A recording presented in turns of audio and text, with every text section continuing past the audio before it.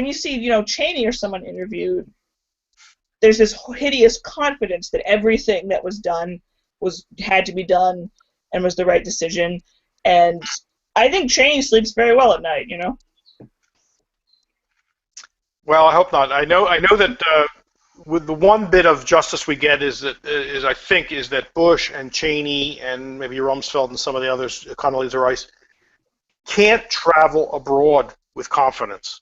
I think there's reluctance for them to go to Europe because they remember what happened to Pinochet, right? He got arrested abroad because there's this extended jurisdiction idea for people who commit war crimes and who have fought and launched aggressive wars.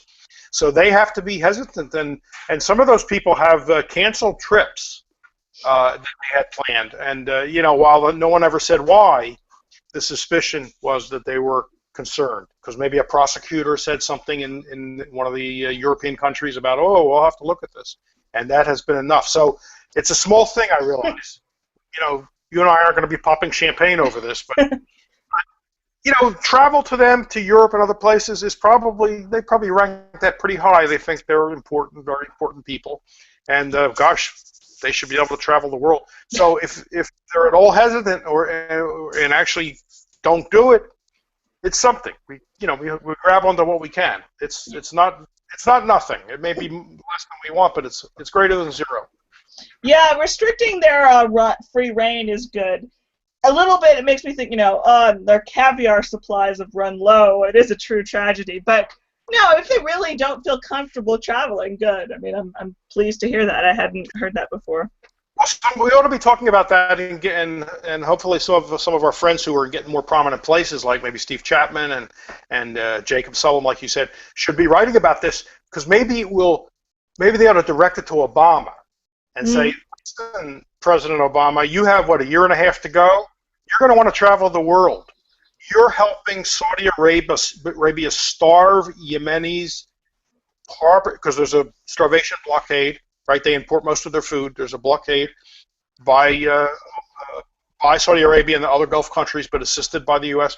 They're assisting the carpet bombing that's killing people. Do you want to be able to travel when you leave office? Don't you want to take your wife on a nice, whirlwind, global trip? So maybe you need to start thinking about this and making amends. It's not too late. Yeah. So, that would be a great idea. Maybe I'll have to write that myself, but I don't get kind of the places that the people I just mentioned do. They have bigger megaphones than I have.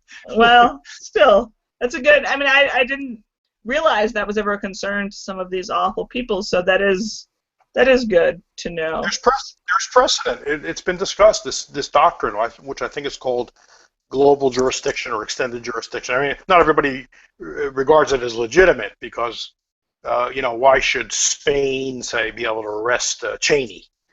But there is international law for such things.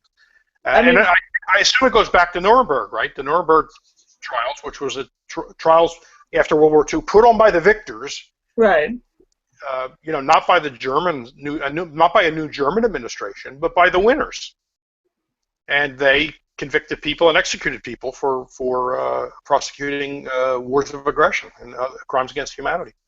So there is precedent.